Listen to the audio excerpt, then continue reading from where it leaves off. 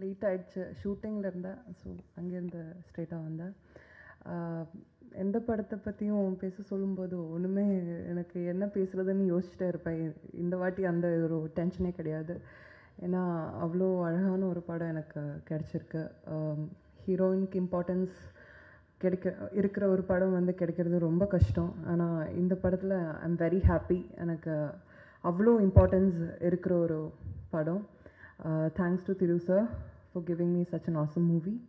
தென் Vishal sir, ரெண்டாவது வாட்டியும் அவர் கூட ஒர்க் பண்ண முடிஞ்சது ரொம்ப சந்தோஷமாக இருக்குது. இந்த படம் it's very close to my heart. இந்த கேரக்டர் எனக்கு ரொம்ப பிடிக்கும். ரொம்ப பிடிச்ச ஒரு கேரக்டர் மீரா. இந்த படம் மறக்கவே முடியாது. இதோட ஷூட்டிங் ஒவ்வொரு நாளும் ரொம்ப நல்லா இருந்தது. என்ஜாய் பண்ணேன்.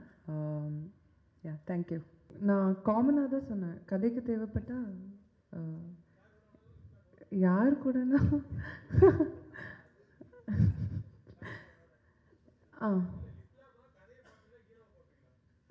கதை தாங்க பார்ப்பேன்.